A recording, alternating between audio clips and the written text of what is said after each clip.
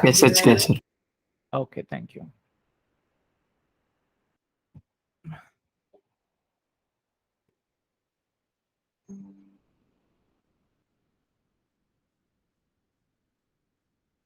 So the next topic that we are going to discuss is site-directed mutagenesis.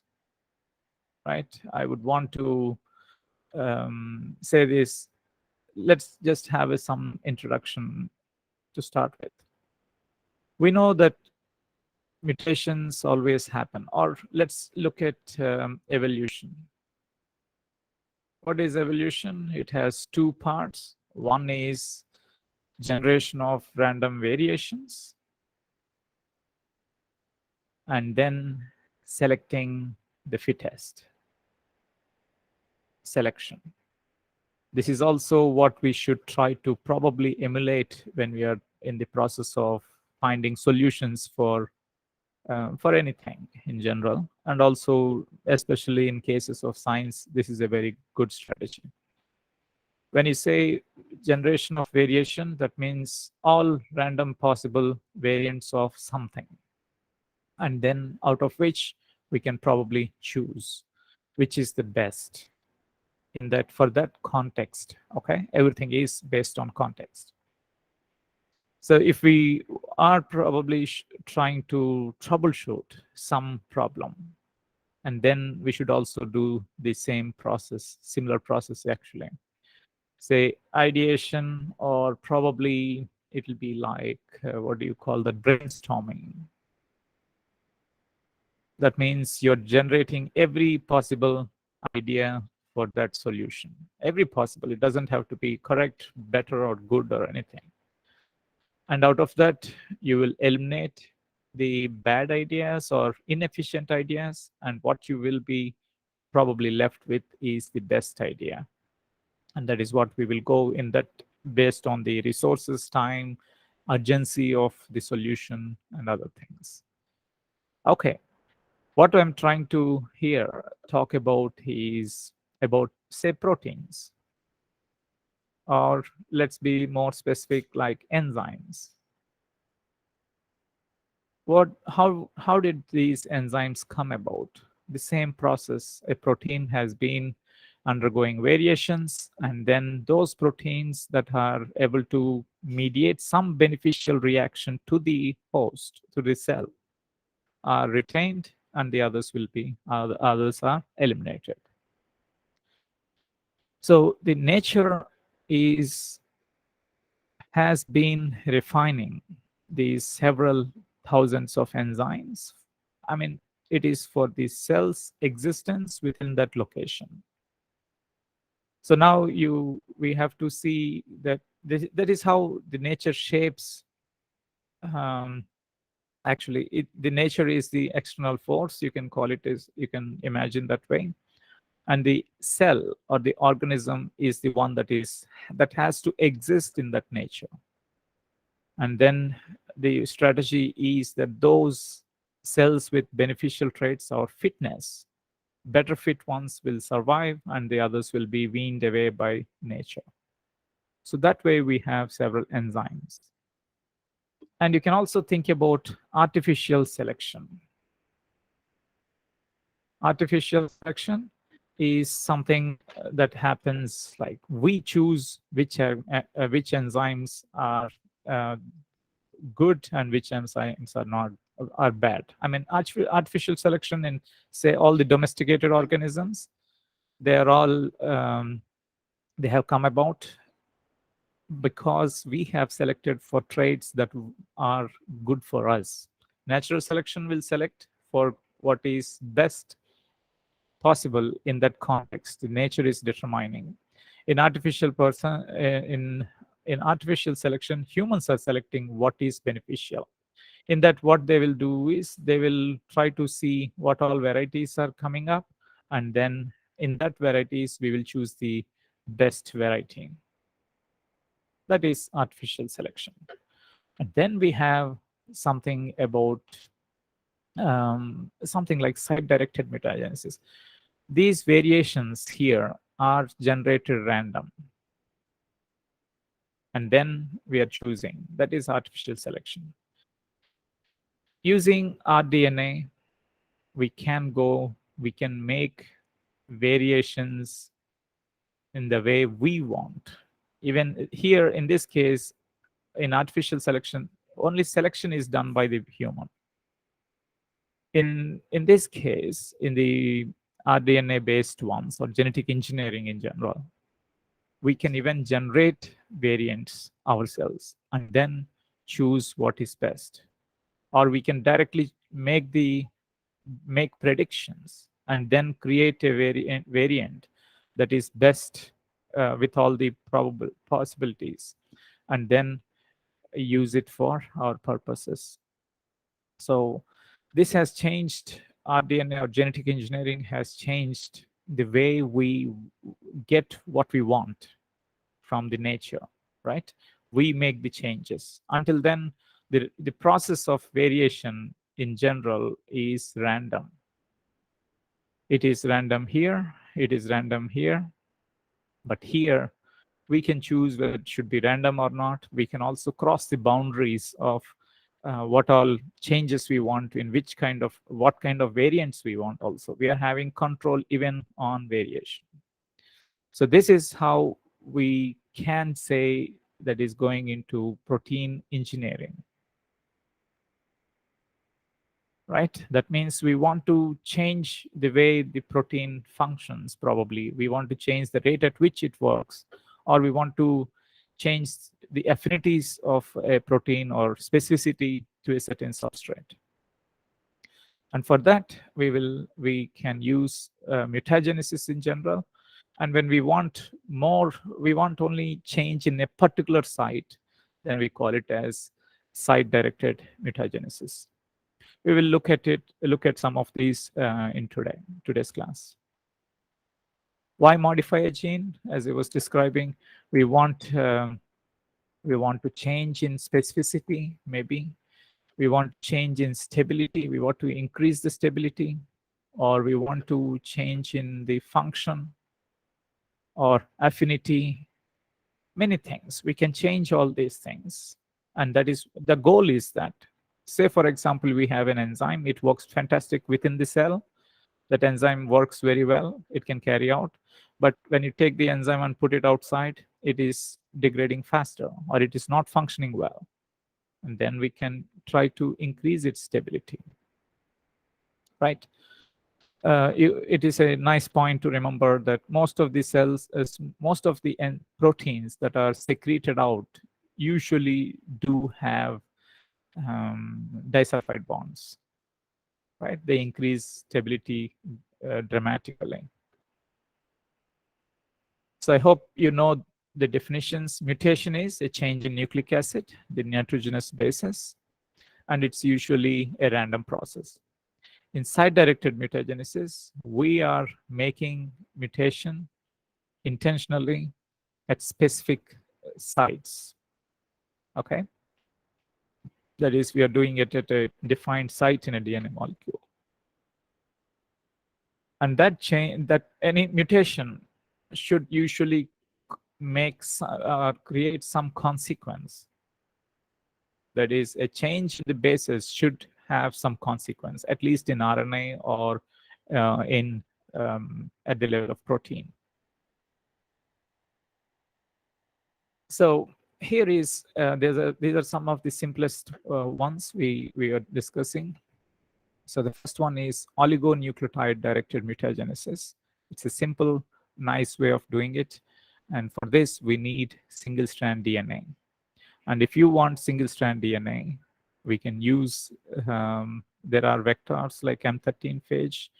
And by the way, I want you to all to relook at lambda zap vectors again. I was correcting the papers and I didn't find it that people haven't worked on it much. So please have a look at it again. Okay. So we can use single-strand vectors, for which we can take the single-strand vector, which is the template strand, and add a primer. The primer is complementary, absolutely matching, except for one of the mismatches. So if this DNA was made like this, that particular DNA is going to have that mutation in this location, right? We can keep on going, doing these, and we can generate double strand for this strand, for the newly synthesized one, and then we have a new double-stranded DNA molecule with a mutation. Sorry. Yes, that is about oligonucleotide directed mutagenesis. That is the simplest way you can think of, and then we are going to have a little bit of some of them, and mostly you have to focus on procedures based on PCR. The others are little simple. So cassette mutagenesis is something like you are replacing, if there is a DNA or a gene, for example, you can replace this whole fragment. You remove it and add a different different part of DNA here, and that is replacement of a region with the newer sequences, and that is called cassette mutagenesis. How it can be done is, here is a plasmid that you have already cloned. You clone the gene of interest, say gene X, and there are cleavage sites here, and then you cut it out, you remove those, and then we have a DNA molecule, the rest of it, and then we add a new cassette, this region, into the same location. So now if the gene that was something like this, if I try to put it in linear way, it is like this, and we have removed that gene, that the marked one, and then we have replaced it with a different DNA molecule, right? We are still in site where we want the change to happen. We are changing the sequence DNA, and we have changed a large bit of it, so we call it as cassette mutagenesis. So the limitations are, there are several limitations. We don't, anytime we are making these mutations, I should have mentioned this first. One is undirected. That means we know which site we want mutation. Site in the sense it could be very small or a little bit like the cassette. And we don't know, there is still a randomness. Right? I hope you remember our strategy that we have discussed, something to be like beat the bushes. Right? We try out everything and then see which one, if there is something good coming out or not. There are other ones which are highly directed, meaning that which are directed in the sense that we know we are going to make direct changes based on one small location. And how did we know what to change, which part of it to change, and to change to what? What bases should be there? What kind of mutation are we looking for? That directed, we need lot of information, lot of confidence in what we are trying to do. This is like shooting the bird that is there on the tree. So that information usually comes from the bioinformatics. We can do several sequence analysis and then try to know which are the most important. The more conserved means conserved amino acids means they are more important. So if they are important, if they're conserved, they're important. So based on that information, we can try to predict and make specific changes based on the information at that location and see what is coming up.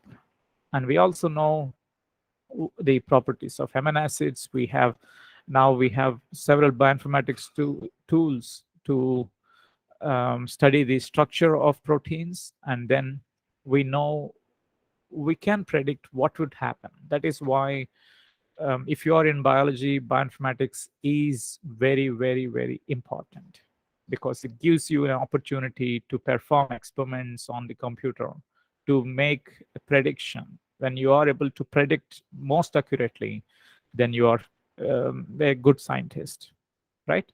because you don't have to do all the experiments to get something right. Instead, you can predict very, very well and then perform a few experiments and then get it right. So that's what bioinformatics is very important. So this is what we have. When we try to do with randomness, it is a lot of work, it is a lot of luck. We depend on serendipity, whereas when we do it with this kind of directed approach, we can clean up a lot of our work. We don't have to do the unnecessary work. And hopefully it might come good.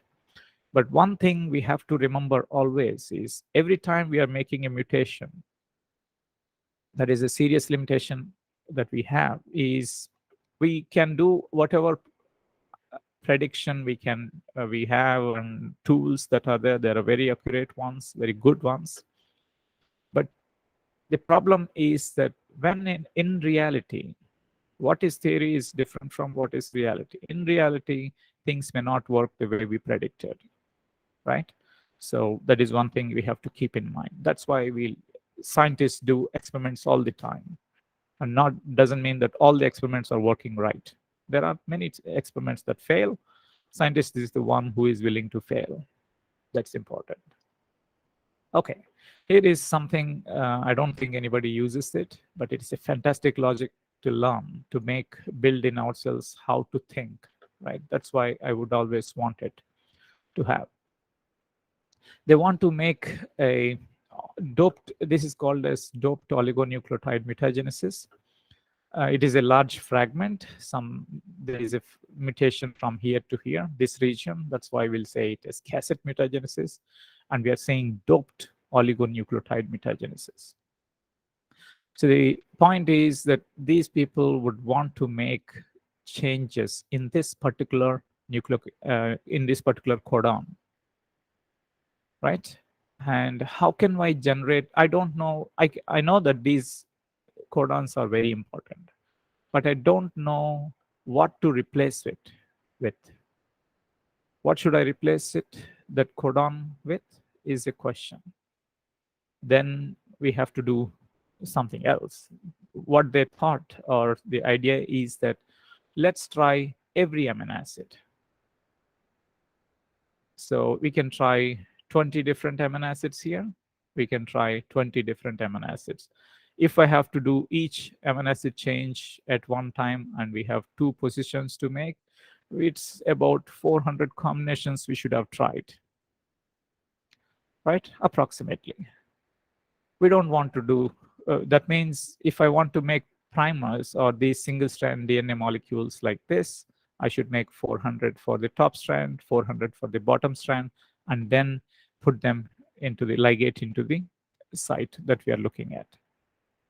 But these people have had a better idea than that. I hope you understood what is their goal, right? They have to generate, they don't want to do synthesis of 800 strands. That's a lot of work. And instead, they want to try something else. And that is why this is I love it. So here is a strand, and they are synthesizing the DNA. I hope you remember DNA synthesis. We discussed twice at least, and we also had, I think I also shared some videos on that. I hope you have watched those. So if I want to synthesize DNA from here, okay, from here on, let's see how it goes. I would have first had ATP, DATP, with 3' OH is blocked. So assume that to the stationary phase, A is added. Next, I clean up and washing, and then I would have added DTTP. And its 3' OH would have been blocked. So all will get T, right? No issues, and everything is fine.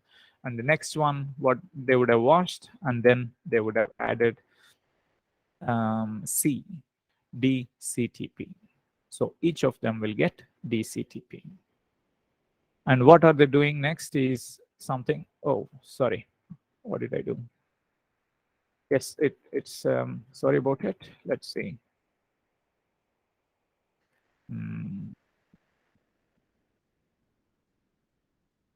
Okay, I'll just go with what I have done already. ATC, we have added ATC, ATC, and ATC. We'll also put ATC. In the next position, they have added all the DNTPs. So one of it may get A, one may get G, one may get T, C, A, right? In the second position also, they have added DNTPs. Again, you might get any combination that is possible, like that. There will be more than this, right? Combinations if you look at. So you are generating so many variety of DNA molecules in one DNA synthesis reaction. And all of them have only a difference in this region. And in the last one, they have added G or C. So some will get G, some will get C, and like that. So, and from the seventh reaction onwards, this is 3 and this is 3, 6 reactions are over, DNA synthesis reactions or polymerization reactions.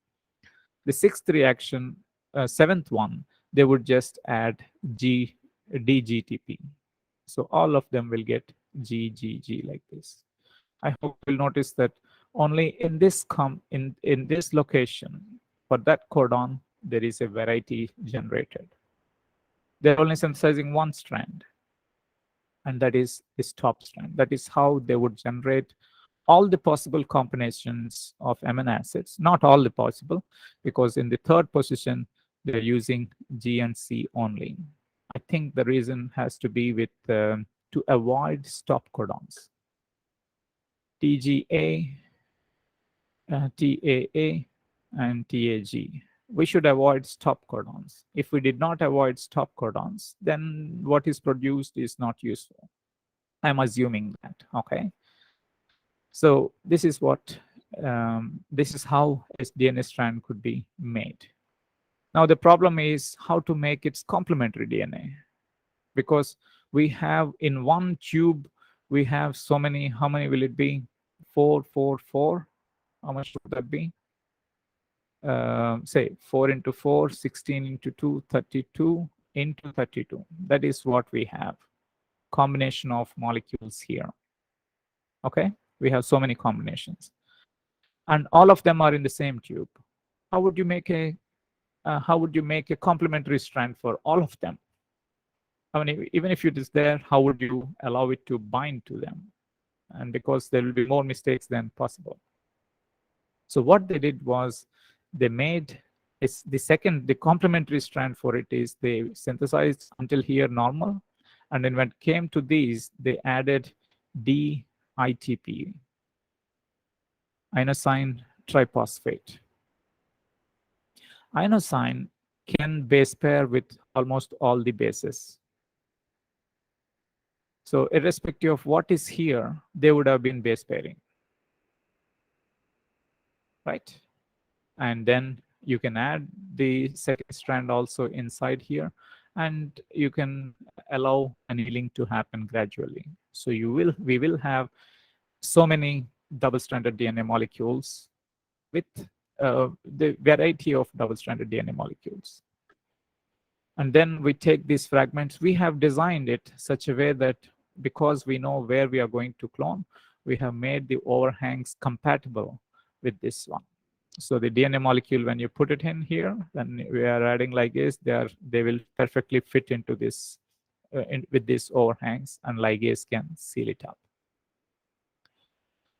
The question that we have is inosine is abnormal in DNA. We don't find it. It's a product before the bases are synthesized. So when we transform this DNA, the recombinant DNA, into bacterial cells, for example, E. coli, then because inosine is an abnormal one, the repair mechanisms will remove these ionosines. And what will they do? They would add the complementary bases to them. So the remaining part of repair is actually happening using the repair mechanisms of E. coli. I hope you understood it. I hope you appreciated the thinking of the scientists. I hope you enjoyed trying to learn this. We should take a little more time to understand it. Try to watch it again, read about it in the textbook. It's from Primrose, I think, 6th edition, not the 7th ones. These are older ones, and we are reading them because we want to know how the scientists think. Okay.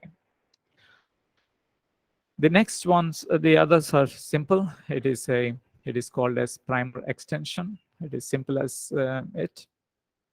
We take the one that we already discussed is the first one we started.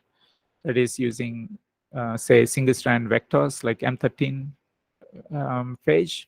We can get single-stranded DNA molecules. Then we add an oligonucleotide, which has a mismatch, and then we allow the extension to happen. This is a primer, and the primer is being extended. Therefore, we call it as a primer extension method.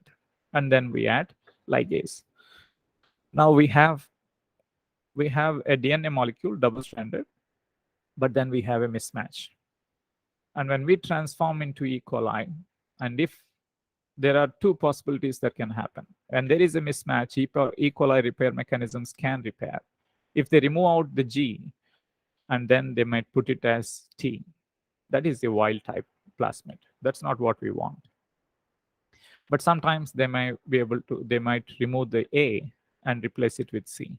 Then we get a mutant. Then we should be able to screen which one of it is mutant and which one is wild type, and then go ahead with further work with the mutant. If you look at older protocols, there are also ways to how to select for mutants and get rid of the wild type ones. But we are not going into those details because we don't use it as much anyway. But I hope you understood this. There is also another possibility. Say, for example, possibility in the sense for the thinking purpose. Say if the plasmid has undergone replication just as it is in E. coli, then too we will get one wild type, because if this is the template, that will give rise to a wild type. If the outer one is the template, that will give rise to a mutant. You can think on both these lines. If replication happened, then you are likely to get both in the same cell, right? One of it will be mutant, and one of it will, mutant, and one of it will be wild type that we are not looking at. We already have it. But we should be able to look at the plasmids and then see how they are, and then we should be able to progress with the work. There are several other variations. It's not just always substitution. We can do many things. We can do multiple point mutations. It's not about one single point that we have to make like in the previous protocol, but we can actually have multiple of these mutations, and then we can generate multiple mutations in one protein. We can also make insertions. We can also make deletions. It all depends on the primer design. So when you make the design, say, for example, I will just GACTCATG. This is the wild type sequence. I want to insert some more DNA molecules. So what I might, bases I want to add. So what I would do is CT, I want to add some more bases in here, A, and then G, A, C, T, A, G, and then say we have it here, T, A, C. I have added extra bases in the primer sequence. So if you followed the previous protocol, and if replication occurred and this strand acts as a template, we will have insertion of these bases in the plasmid, in that gene or the site that we are looking at. We can also make deletions in a similar way by deleting. So this is the template. The inner one is the template that will form the hairpin. Here the primer has formed the hairpin, right? It's all about how we design the primers. Say in exam, you can expect like this. Say, for example, I would give you the genetic code. We don't have to mug up the genetic code except for the start codon and stop codons. And I would ask you to design primers. Design a primer. I want to change. I want to change a particular position or the codon in a given gene. I might say I want to insert these codons in the DNA, or I want to substitute a codon or change it to from one amino acid lysine to arginine, for example. And then you should be able to design the primer. If you could design, then I know that you have understood. You have demonstrated that you have understood the concept of doing it. Okay. This course is something like this, that you are doing all the experiments just in your thoughts, right? You have to think as if you are in the lab and doing, and if that is the case, you're writing the story about how you would have done the experiment. So keep that in mind too. So there are PCR based methods, and in PCR based methods, you must have read it. If not too, they are very simple. And the concept is very simple actually. So let's take a gene. I'll draw the double-stranded DNA molecule, and here we have the gene. Okay, we'll call that is the gene. And I want to make a mutation in this location, in the 5' side of the gene. That is easy. We can just use primers. We can make the mutation within the primer and just clone it. We have a product with the mutation, like in the previous ones actually. If we want to make mutation in the 3' side, the same is the case. Here I am showing a primer that I want to make a mutation in this location and in this location. Then I have just included the mutation within the primer, right? So that all the products, new ones that are formed, would have mutation on both the cases. The problem arises when we have a mutation to be made in the center. If the gene is not very big, say it is a 200 bases or 100 bases, probably we can order the DNA synthesis company to please synthesize a primer that is 100 bases long. And they would do that. It is possible to do that. Then we don't have to go through PCR and all these things. We can probably get the top strand and bottom strand and then directly clone it. That is possible too. Or we can amplify this if we want and clone it. But as the typical, every time we are synthesizing a primer, say 25 bases, good yield will come. 50 bases, yes, yield is fine. And 60, 70 onwards, the yield will get lesser. And also there is a probability that during the polymerization reaction in the DNA synthesis one, there could be some mistakes. And then that is also another issue. So we cannot actually have the whole gene synthesized chemically. That's why we opt for PCR. So, and majority of the genes are above 300 base pairs, at least, okay? So if we want to make a mutation in the center part, then it becomes troublesome. So we will see how we can do those things. So the first is, this is a method that is called as two-step PCR method.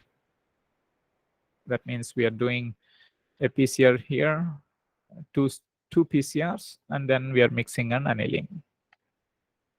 So the idea is, the objective is simple. As I said before, we have a whole gene and we are supposed to make a mutation in the middle.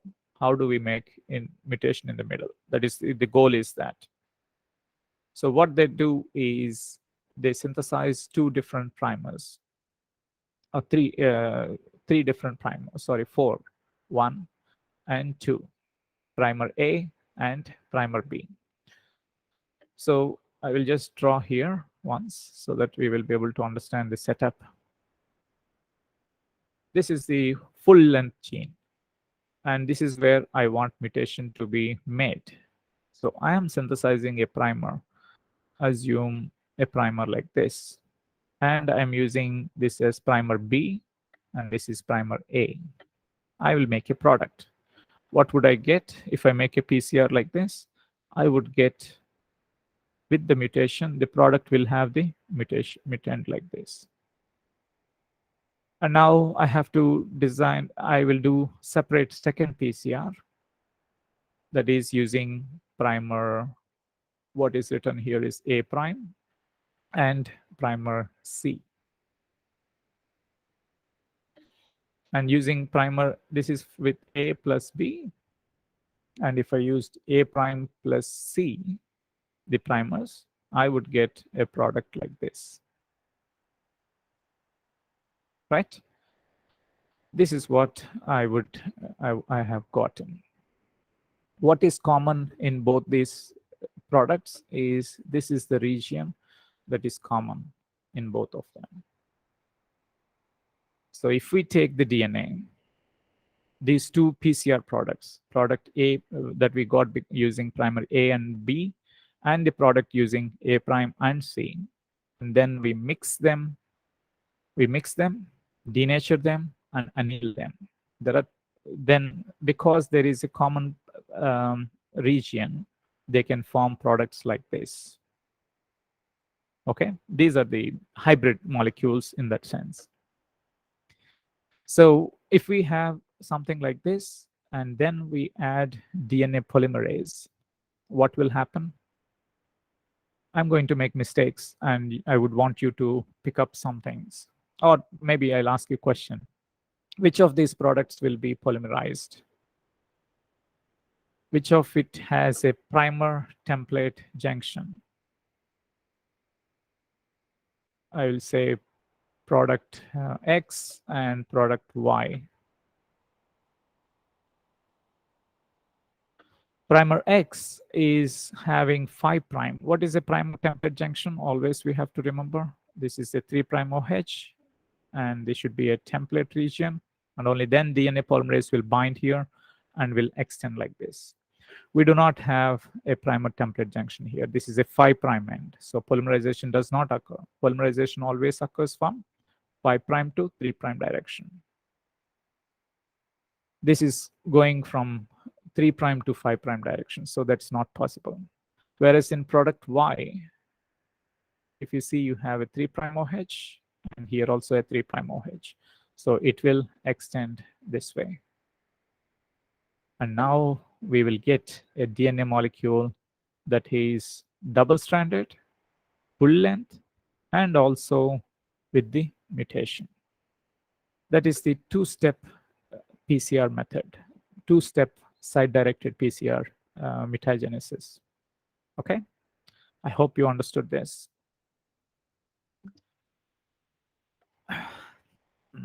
One second, if you excuse me, I'll just set it up. I forgot.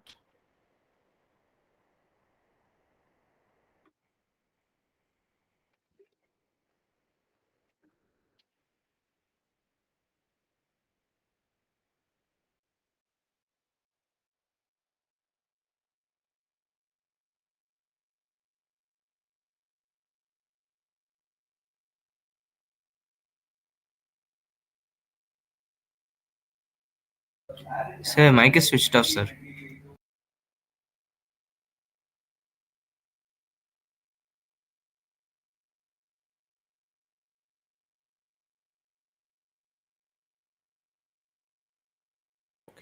Yes, am I audible?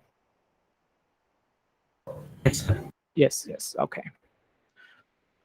Yes, in this case, we used 4 different primers. Primer primer A, primer A prime, primer B, and primer C. In the mega primer method, we are going to use one less primer and one less PCR reaction. In this case, the scenario is same. We want to make the mutation in the center of the gene. So they make a primer using, say, we'll call this as primer B or primer D. And we will use another one here to extend. We'll make PCR, and then we will get a product like this. And now we are going to use this whole thing, as a mega primer. The product of the PCR, first PCR reaction, we are going to use as a mega primer, and then we are going to use another primer. We will say, what did we use? D, and there is no primer. The product itself is going to act as a primer, and for the end here, we are going to use another primer. We'll call it as primer E. Okay, there are 3 primers in total, but we are only synthesizing 2 primers from the outsourcing, say D and E, right? And then we will get the whole product. Yes. So there are this is called the mega primer method. Try to remember it.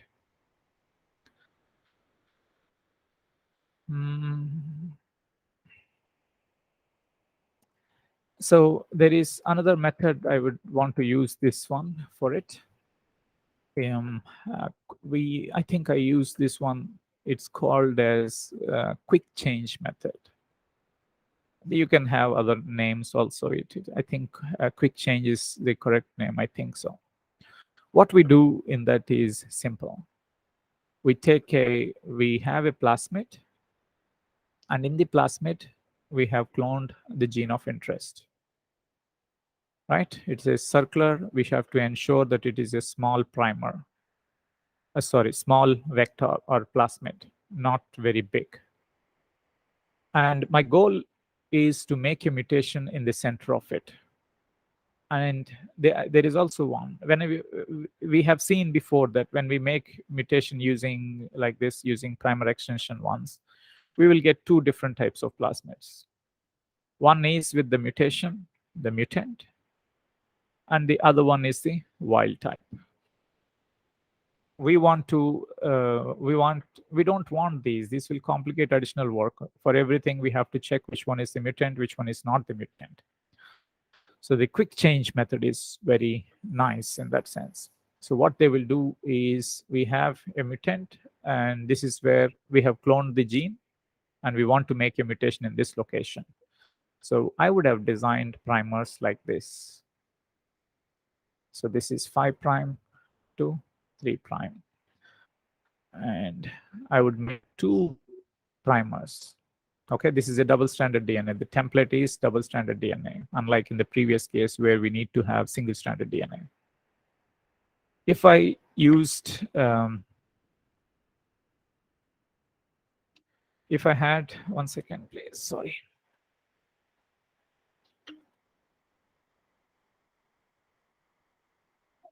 Okay, sorry. Yeah, just I'll finish in a minute. So if I add DNA polymerase now, what would happen is the DNA polymerase will synthesize this DNA like this. And on the inner strand, it will synthesize like this. So what we do is I include this because we want to use an enzyme called DPN1. I hope you remember that when we were discussing about restriction enzymes, we discussed about methylation sensitivity. We called them as methylation sensitive, some of them, methylation insensitive, and methylation dependent. In that case, we gave an example called as DPN1.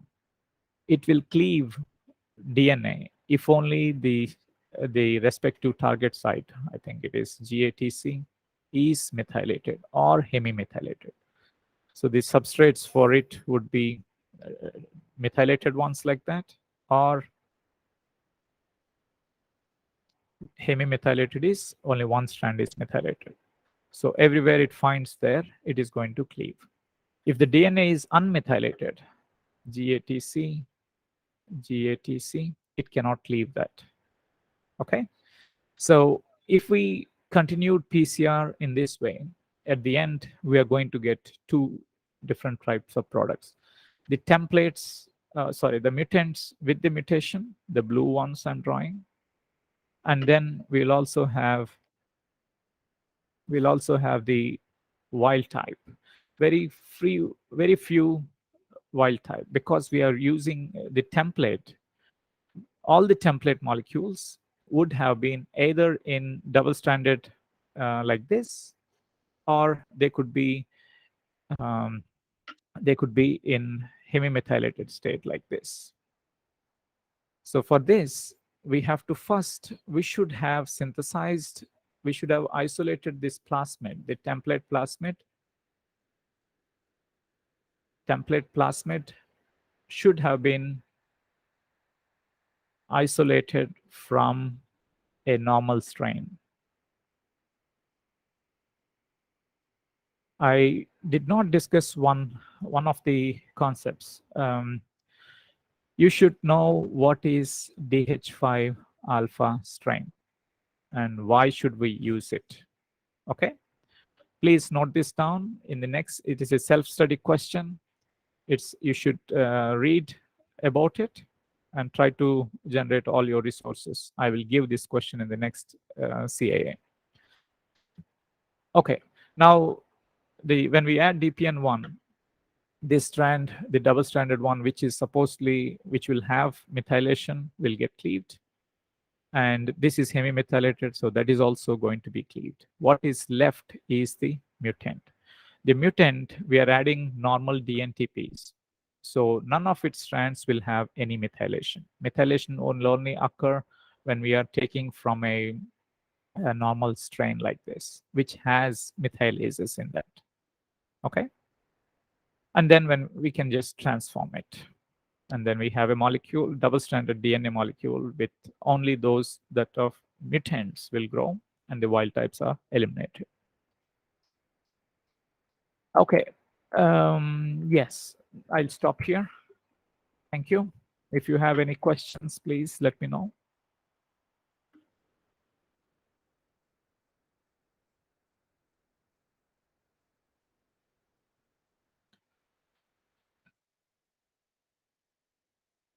Okay, then. Take care and stay safe and well. Have fun. Bye.